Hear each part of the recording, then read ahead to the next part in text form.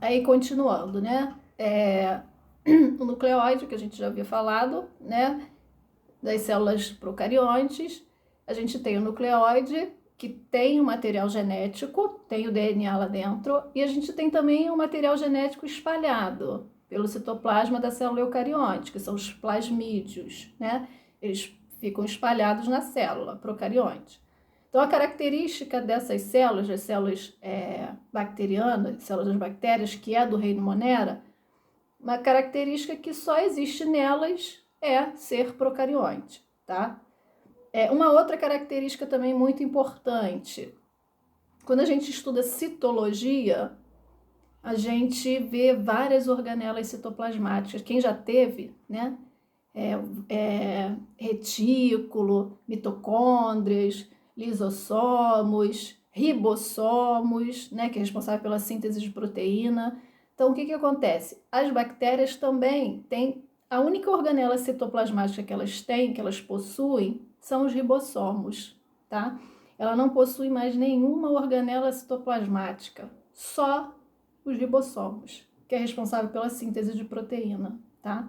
Então, vamos ver aí o que a gente já viu. Elas possuem um nucleóide, né? Por que elas possuem nucleóide? Porque o núcleo dela, né, que a gente pode chamar assim, né, não está envolto pela carioteca, pela membrana nuclear, né? Então, o que acontece?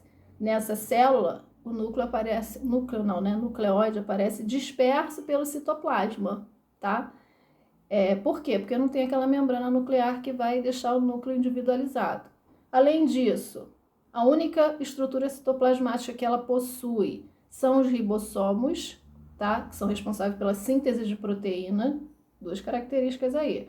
Elas possuem a parede celular, tá? Além da membrana plasmática, que é aquela membrana que vai envolver a célula, responsável pela permeabilidade seletiva e proteção da célula, além dessa membrana, ela tem uma outra membrana também, que é a membrana celular, tá? A parede celular que a gente chama.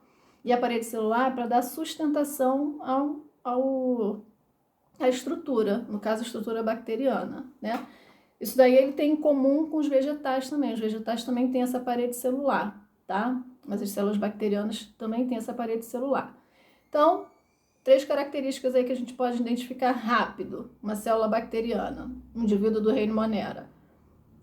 Ausência da parede celular, ausência da carioteca, presença da parede celular, né? E presença apenas da estrutura citoplasmática, que a gente chama de ribossomo, que é responsável pela síntese de proteína, tá? 3 estruturas básicas para a gente classificar aí uma bactéria. Além disso, as bactérias elas são classificadas de acordo com a forma do corpo dela, tá? Estrutura morfológica. A gente tem algumas bactérias que possuem essa morfologia diferente aí dos outros organismos que a gente conhece, né? A gente tem os cocos, os bacilos, os espirilos e os vibriões. Na apostila de vocês tem a foto das bactérias, né? O formato das bactérias, e até no slide que eu coloquei também aí na plataforma, aí no Google, também tem, tá? Então vocês conseguem ver ali bem a diferença de uma estrutura para outra. A gente tem os cocos, que são umas bolinhas, né? Esses cocos, a gente pode ter ainda os diplococos, que são 2 bolinhas juntas, tá? Como se fosse assim, ó, 2 bolinhas juntas. A gente tem os estafilococos, que são os cocos em forma de uva, como se fosse um cacho de uva, né? Tem os estafilococos. E ainda tem os streptococos, que é formando como se fosse uma linhazinha, tá? Então a gente tem essas formas dos cocos.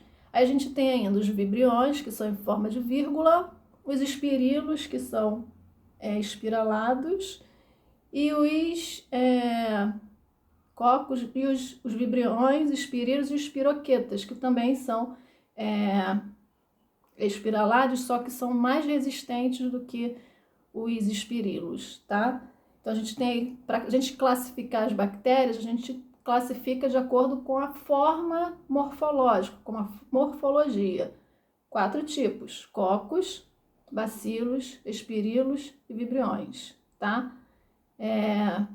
Daqui a pouquinho a gente vai voltar para continuar a falar sobre as bactérias e os outros temas, tá? Já vou